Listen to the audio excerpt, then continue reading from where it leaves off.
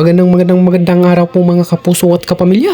Isa na namang magandang balita dahil sa araw na ito ay panalo ang ating pambato na si Cuadro Alas, ang angas ng Pilipinas. At syempre daladala niya ang karangalan para sa ating bansa. Yan po, huwag kayong kukurap dahil mamaya-maya sa unang round pa lang ay may panalo na. Walang iba kundi ang angas ng Pinas. Sa pagkakataong ito ay sana mapagbigyan ang kahilingan ng ating pambato dahil ito ang inaabangan ng buong mundo, ang makakaharap si Inoue sa entablado.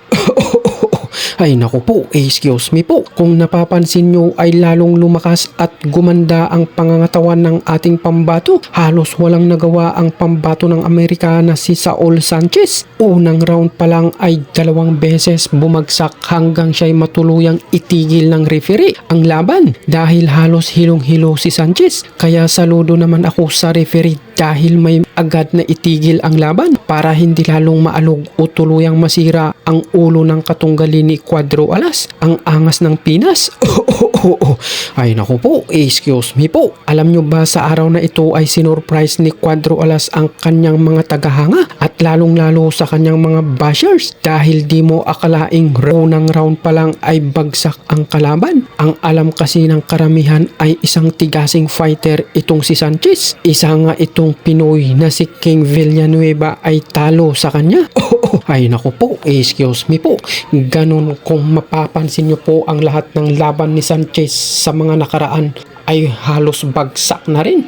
Kaya ito ay hindi basta-bastang kalaban. Kaya po talagang pinaghandaan ng ating pambato na si Angas. Yan po, abangan nyo kung paano bumagsak si Saul Sanchez at binilangan na po ng referee. Yan po, napakalakas talaga ni Cuadro Alas sa laban na ito. Napakalakas talaga ni Cuadro Alas sa laban na ito. Halos walang tigil sa kakasuntok, kaliwa kanan, uppercut at mga iba't ibang anggulo ng suntok. Pero nakatanggap rin siya ng suntok, pero tanggap niya ang suntok na galing kay Sanchez. Yan po, panoorin nyo po kung paano matatalo itong si Sanchez. Isa, dalawa, kanan, kaliwa. Yan, yumakap na po si Sanchez at parang naubusan na po ng lakas. Yan po, bugbog sarado na po kay Cuadro Alas. Patay na po ang mangyayari, wala na po. Yan po, konti na lang. Yan po, isang suntok na lang. Yan po, itinigil na po ng referee ang laban dahil panalo na naman itong si Cuadro Alas at meron pa siyang pasakaling push up. Ay naku po, excuse me po. Ay naku po, excuse me po.